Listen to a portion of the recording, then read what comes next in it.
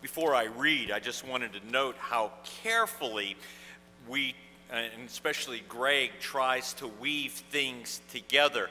The prelude has the word tranquil, tranquillo, there.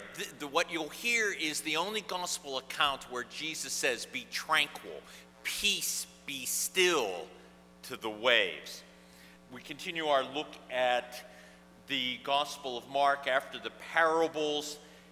Now we read, "On that day, when evening had come, Jesus said to them, 'Let us go across to the other side.' Leaving the crowd behind, they took Jesus with them in the boat, just as he was. Other boats were with him. A great windstorm arose, and the waves beat into the boat. The boat was already being swamped. But he was in the stern, asleep on a cushion, and they woke him up and said to him, 'Teacher, do you not care we are perishing?' He woke up and rebuked the wind and said to the sea, 'Peace, be still.' Then the wind ceased. There was a dead calm. He said to them, 'Why are you afraid? Have you still no faith?' And they were filled with great awe and said to one another, 'Who then is this, that even the wind and the sea obey him?'" I'm mostly going to use the David and Goliath story, but we'll touch on some of our other readings as well. The popular New Yorker writer and business writer Malcolm Gladwell has written a recent book that centers on the David and Goliath story as a way for business to need to consider itself young and vital, lithe and flexible, agile, just like David. He argues that David was able to turn disadvantage into advantage, and further, slow, lumbering Goliath found his advantages lost where and how David met him in battle. We always face a daunting task with a story like this, a story that we heard and know as children, but rarely read or consider as adults. How do we take the David and Goliath story and make it applicable to children and adults? Where is David in our lives? Where is Goliath in our lives? All of us face the valley of Elah in our lives, where this story is placed, where the battle is joined between David and Goliath. There was a good movie with Tommy Lee Jones called The Valley of Elah, where he read this self-same story to his grandson to help him find courage and himself to find courage as he sought to find out what became of his son in the Iraq War. Who or what is Goliath in our lives? Who is anxious Saul, trying to be helpful, trying to do what is right, but notice Saul never, ever speaks of the religion, while that's all we hear from David in this story. Recall that Goliath's name sounds like exile in Hebrew. Would the people be able to face the greatest struggle they had ever known and survive? This story then can touch the specters that touch a later people as well, including a people who struggle with the specter of terrorism abroad and at home, or the terrible massacre of 9 people in a Bible study by a deranged person who carries the seed of racial animus deep within him. I wonder here Is David brave? Is he spirit intoxicated? Is he putting on a brave front? For surely he had to know some fear to face that giant. I don't sense fear in this. Perhaps what we're seeing is teenage arrogance, that nothing can touch me.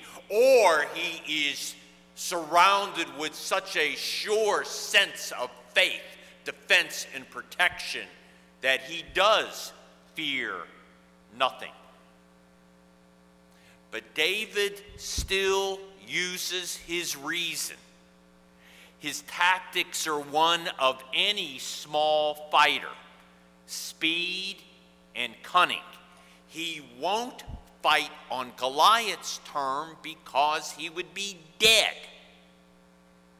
But he could use his skills, play them off not only against Goliath's superiority, but find the weak spot even in Goliath's pounds and pounds of metal armor. In other words, we can use this story and make the characters symbols. Goliath, in part, can be the symbol of our fear. When I've talked in nursing homes or assisted living facilities, when I read this very story, a woman said that the Goliath in her life was living alone without her husband of 50 years. Situations certainly deserve to be Goliath in our life. A cancer diagnosis, divorce, assault. Now, the positive thinking folks would tell us to deny the power of Goliath, to say there are no giants abroad in the world. Paul knows better. Notice he gave a whole laundry list of Goliath-sized issues and troubles that were facing his life and the life of the young church there in Corinth. But he says we have weapons too. But the battlefield is not physical, but spiritual. We have spiritual weapons to face down the Goliaths of our lives. For it does us no good to deny that Goliaths do exist. For real obstacles, real dangers face us all. And it does not do us well to minimize them. When we face a Goliath, we all face fear. And fear paralyzes us. It prevents us from doing what we know we should and could. It makes us prisoners even before the real danger has a chance to hurt us. We are as bound by fear as David was by the heavy armor of Saul. For 40 days, the army did not move against Goliath because they were afraid. But fear not only paralyzes, it blinds. Only David saw 5 smooth stones in a dried up creek bed as a resource, as indeed the weapon of choice that would lead him to victory. Everybody else was blinded by fear and shame. Or put another way, only David's prayer opened his eyes to the resources that were around him that no one else even noticed, let alone use. This week, the disquieting thought hit me that Goliath lurks in us all, that we can become a Goliath to others. Our country, after all, is seen like Goliath by most of the world. We can act like Goliath over those with whom we have some power. In part, I was thinking of this because we had a wedding here yesterday. In-laws can act like Goliath at some point, trying to keep people living within their view of how things should be done. 40 days, Goliath insulted and taunted the army of Israel. The Goliath in us or around us can wear us down. And we feel the odds stacked against us, and we feel smaller and smaller, like a little David. We can feel smaller and less significant. But the Goliath within and without had better be careful, because sometimes the smaller rises up and can take that part down. The seemingly weak power of the Spirit can take down that which assails any of us, alone or together. Some say too easily, I think, not to be afraid. But we know full well that Goliaths deserve fear. Courage is not the absence of fear. It's being able to summon up the will, the heart, quite literally, to face our fear down and act.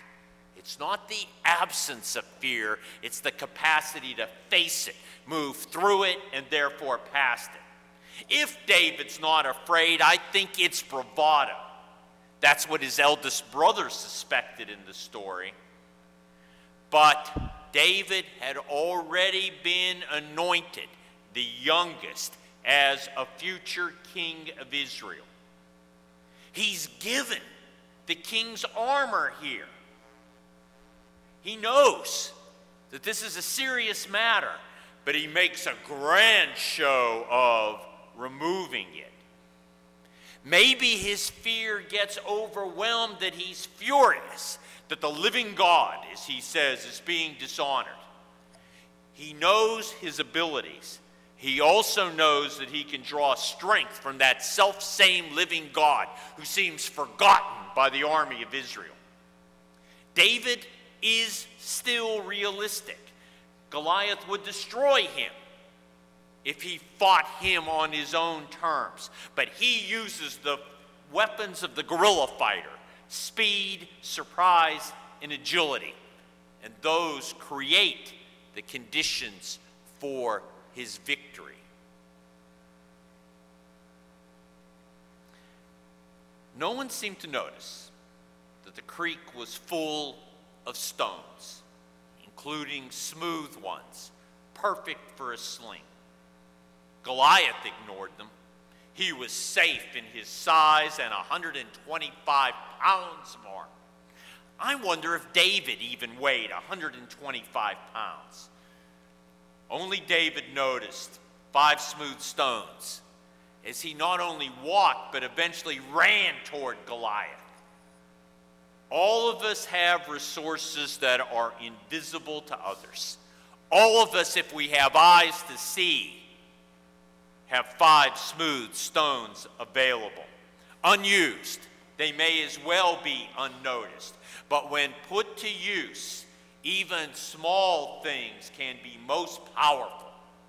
Even as Paul reminds us, spiritual resources that look to all the world as if they are useless, but allow us to face even the largest Goliath. Sometimes they can even cut down a Goliath. I heard a woman once say, as she was struggling with a serious eye condition that was threatening all of her sight, that her 5 smooth stones were the prayers of 5 different churches. This week, I urge us to reflect on finding 5 smooth stones in our own lives. Goliath usually wins. Goliath is so imposing and we feel scrawny or insignificant in comparison. But sometimes Goliath does get tripped up, caught up in a sense of invincibility. They don't regard threats with proper respect and they lumber into trouble, blissfully unaware that they're going to be put down. Sometimes in our lives, the Davids of the world win. Those of us who like sports love those moments of upset, unless it's the Cardinals, where the underdog wins. Villanova beats Georgetown in the 1980s. They don't only fight a brave fight, they actually win. When we face our Goliaths, God can help us recognize and face down our fears. May our eyes be open to the resources we have within and without to fight the Goliaths in our lives. May we even imagine the possibility that sometimes the little win. For in the end, the disciples with Jesus in their little boat, a symbol of the church, know they're perishing. Jesus rises from asleep and says, "Peace, be still." That peace that passes all understanding allows us to face the Goliaths of lives, allows us to find the David within. Peace, be still, calms our nerves, calms the heart rate, and allows us to see beyond the storm the sunshine that waits for each and every one of us.